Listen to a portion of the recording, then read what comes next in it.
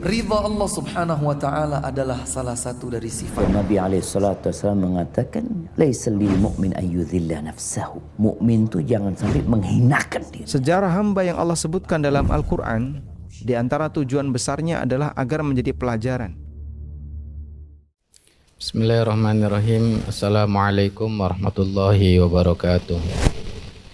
Innal hamdalillah nahmaduhu wa nasta'inuhu wa nastaghfiruh wa na'udzu billahi min syururi anfusina wa sayyiati a'malina. Man yahdihillahu fala mudhillalah wa may yudlil fala hadiyalah. Asyhadu an la ilaha illallah wahdahu la syarikalah wa anna Muhammadan abduhu wa rasuluhu la nabiyya ba'd. Jamaah yang dirahmati oleh Allah Subhanahu wa taala, kita kembali melanjutkan kajian fikih muamalah maliyah, yang mana kajian kita pada kali ini membahas tema tentang hukum jasa titip beli atau jastip. Hukum jasa titip beli,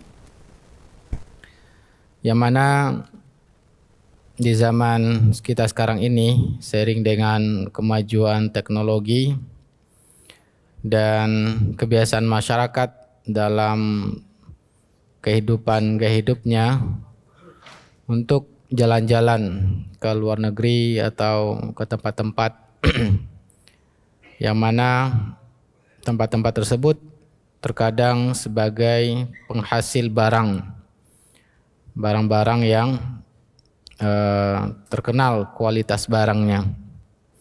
Dan ketika kita membeli barang tersebut langsung dari tempatnya, tentu harganya lebih murah dibandingkan ketika kita harus pergi sendiri belanja ke luar negeri atau ke tempat-tempat penghasil barang tersebut.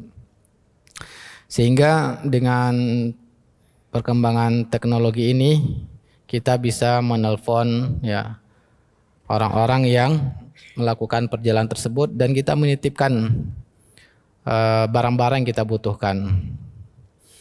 Dan orang yang kita titipkan tersebut, mereka juga tidak keberatan karena mendapatkan keuntungan, yaitu mendapatkan upah atau mendapatkan jasa, biaya jasa yang mereka berikan kepada kita. Nah, sehingga ini dikenal dengan jastip, jasa titip. Bagaimana pandangan Islam dalam permasalahan jastip ini? Apakah kemudahan ini betul-betul ya sesuai dengan syariat Islam? Yang mana memang syariat Islam tersebut Allah turunkan untuk memudahkan, sebagaimana ketika Rasulullah SAW mengutus Abu Musa al-Asy'ari ke Yaman, maka Rasulullah SAW ingatkan Abu Musa, beliau agar memudahkan, ya, yassira wala tu'assira, mudahkanlah jangan mempersulit, basyira wala tunaffira, beri kabar gembira jangan memberi kabar petakut.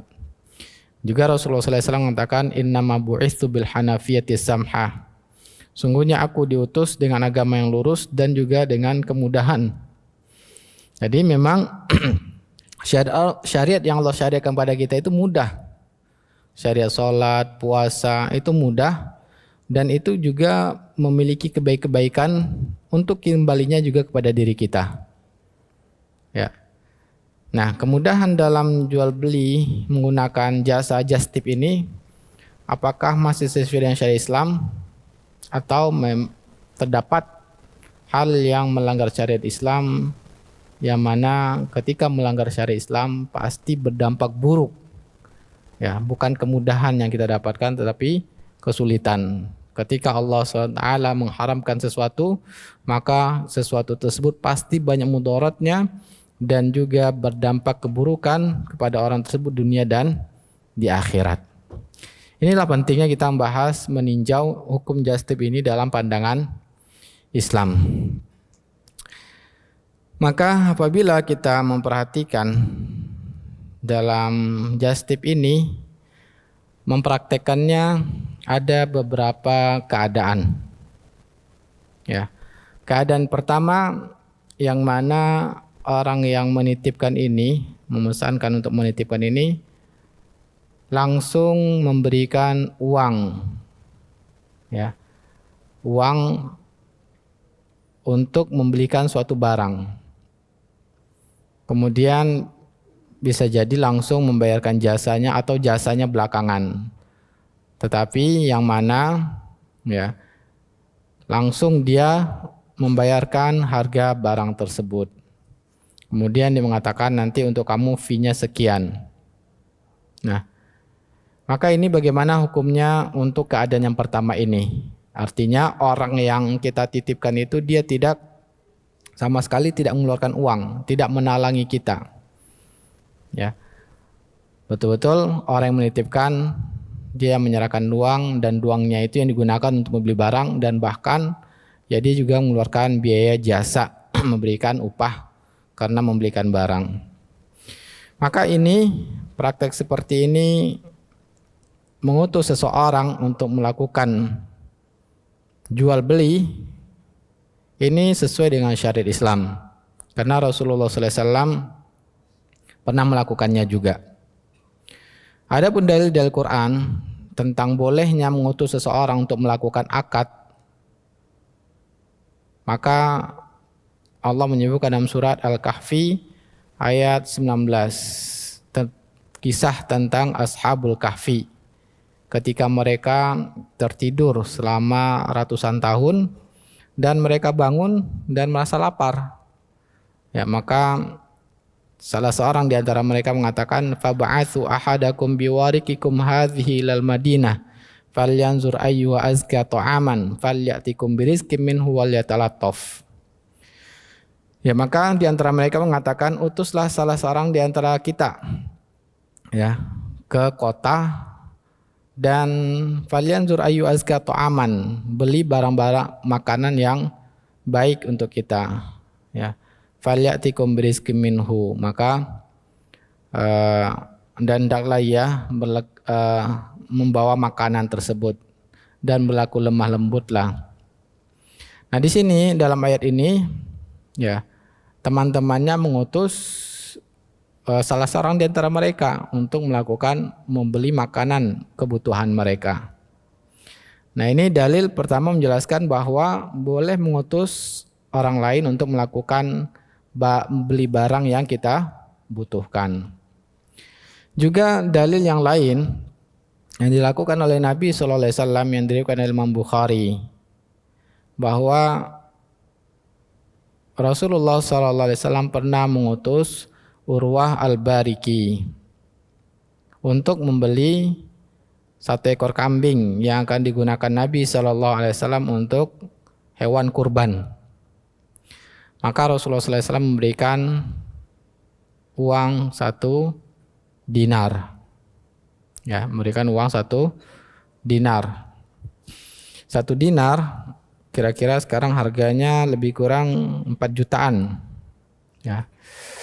Karena dinar terbuat dari emas murni beratnya 4,25 gram lebih kurang. Nah, 4,25 gram ya, 1 gram emas murni sekarang logam mulia sekitar 1.100.000-an. Nah, harga ekor kambing apabila dinilai dengan emas dari zaman Nabi sampai sekarang sama ya nilainya. Tapi kalau dinilai dengan rupiah, nah itu berbeda harganya. Tentunya ya harga kambing rupiah dulu berbeda dengan kambing sekarang. Nah, jadi makanya, nah kita agak melenceng sedikit ya. Makanya hikmahnya dalam hadis Nabi SAW bahwa komoditi ribawi itu adalah emas, bukan dinarnya disebutkan Nabi SAW.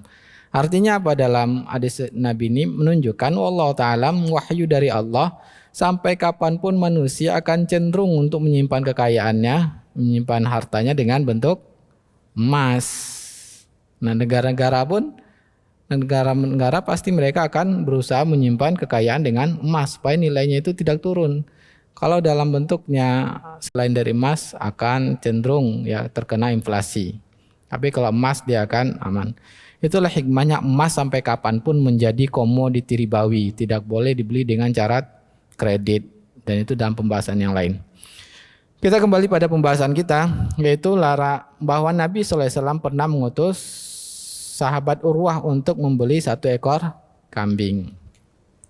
Dengan dalil dari Al-Quran dan hadis ini menunjukkan bahwa perbuatan ini disyariatkan, maka menerima upah dari perbuatan yang dibolehkan juga dibolehkan. Ya, sebaliknya, kalau perbuatan itu diharamkan, upah dari perbuatan itu juga menjadi haram. Maka Nabi SAW mengatakan di antara jasa yang diharamkan yaitu jasa perdukunan, jasa perzinaan. Ya. Nah, ini di antara yang diharamkan. Nah, kemudian dalam keadaan yang kedua, ya kita akan lihat just tip keadaan yang kedua, yang mana dalam keadaan kedua ini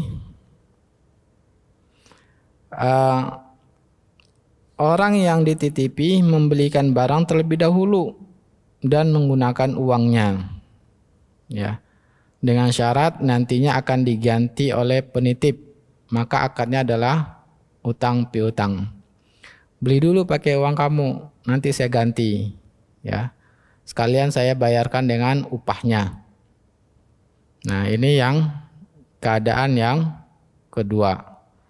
Jadi kita minta, atau memang aplikasi atau orang tersebut mengatakan saya gunakan dulu uang saya. Ya, saya belikan untukmu barang ini, saya pakai uang saya, tapi nanti ya kamu bayarnya uang saya sekalian dengan upah saya sebagai orang yang membelikan barang ini. Nah, pada dasarnya kalau akad utang piutang itu dianjurkan dalam Islam. Ya, karena kita lihat bahwa Nabi SAW bersabda, "Ma min muslimin yukridu musliman qardon marrataini illa kana ka qasadaqatin marratin." Tidaklah seorang muslim meminjamkan muslim lain 2 kali, maka sama nilainya, pahalanya seperti dia bersedekah 1 kali. Nah, ini anjuran kita untuk meminjamkan uang kepada orang lain. Ya, 2 kali kita pinjamkan, maka sama bersedekah setengahnya. Tetapi dalam akad utang piutang ini ada kaidah yang harus kita perhatikan. Tidak boleh dengan adanya ya pahala dari Allah SWT tujuannya untuk membantu orang lain, maka haram kita mengambil manfaat dari akad utang piutang tersebut. Nah, berarti sekarang orang yang kita titipkan untuk beli barang, dia menghutangi kita. Ya. Nah, haram dia untuk mengambil manfaat dari utang piutang ini. Tidak boleh sama sekali, karena dia sudah mendapatkan pahala dari Allah Ta'ala. Dan utang piutangnya hanya niatnya untuk bantuan, tidak boleh mengambil keuntungan. Sehingga para ulama sepakat berdasarkan kaidah dari hadis yang lemah derajatnya, tapi para ulama sepakat bahwa ini jadikan kaidah dalam hutang piutang, yaitu apa? Kullu qardin jara manfaatan fa huwa riba. Setiap utang piutang yang ada manfaat diterima oleh orang yang menghutangkan, maka manfaat itu menjadi riba. Dan oleh karena itu juga Nabi SAW mengharamkan dalam satu akad ada 2 akad. Yang mana akad yang pertama utang piutang, akad yang kedua adalah akad jual beli. Ya. Baik jual beli jasa maupun jual beli barang. Jadi tidak boleh dalam satu kesepakatan, ya. Contohnya tadi, tolong belikan saya, ya, pakai dulu uangmu, nanti saya ganti. Kamu pun saya kasih uang nanti sebagai upah. Nah, berarti kita sudah dari awal menyatakan di sini ada 2 akad, yaitu apa? Akad utang piutang, dan kita juga memakai jasa orang tersebut, ya, akad jual beli jasa. Ini dilarang oleh Nabi SAW. La yahillu salafun wa bay'un. Tidak boleh tidak halal artinya haram. Adanya dalam satu akad utang piutang dan akad jual beli. Hadis ini diriwayatkan oleh Abu Daud dan Syalbani mengatakan hadis ini hasan sahih. Ya. Dan ini juga yang dijelaskan oleh para ulama, di antaranya Ibnu Rushd. Beliau mengatakan, apabila seorang berkata, belikan untukku barang dengan spesifikasi seperti ini, yang mana harganya 10 dinar. Nanti saya akan membelinya dari Anda seharga 12 dinar dengan cara tidak tunai. Ya. Jadi belikan untukku berarti orang ini hanya suruhan. Ya. Pada dasarnya yang melakukan akad jual beli adalah orang yang memintakan tersebut memberikan kuasa. Ya. Sesungguhnya dialah yang melakukan akad jual beli. Tapi dia memberikan keuntungan 2 dinar karena bayarnya dengan cara tidak tunai. Maka keuntungan 2 dinar ini kata Ibnu Rushd, ya, maka ini adalah riba. Ini sesuatu yang riba, tidak dibolehkan. Dan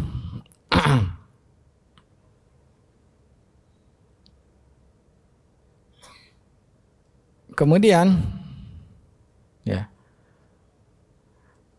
agar supaya ya, yang ketiga solusi dari just tip ini ya, untuk yang mana memang umumnya dalam just tip ini kita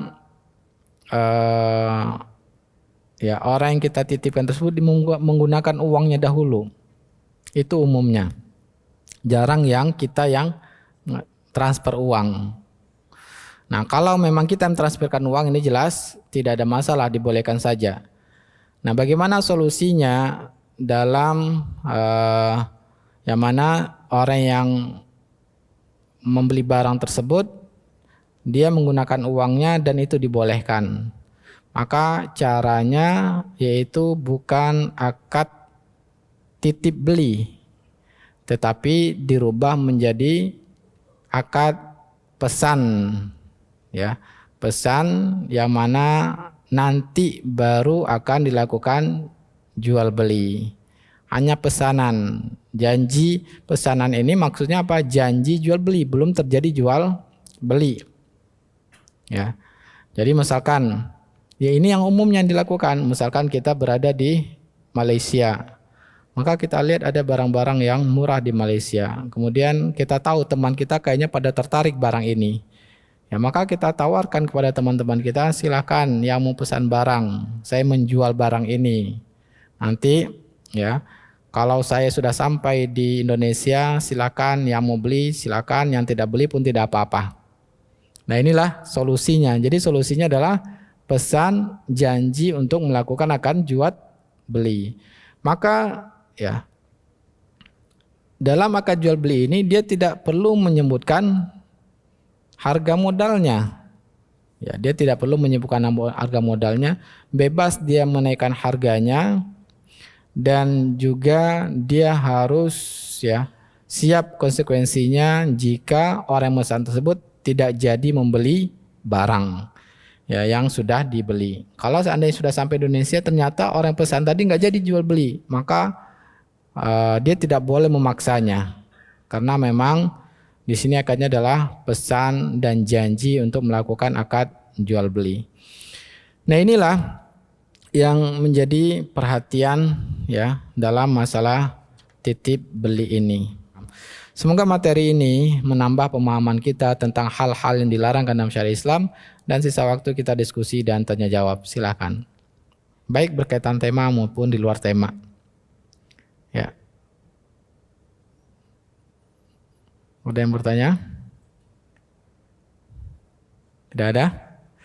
Ya, kita cukupkan, kita tutup dengan doa kafaratul majelis. Subhanakallahumma bihamdika asyhadu an la ilaha illa anta astaghfiruka wa atubu ilaik. Wassalamualaikum warahmatullahi wabarakatuh.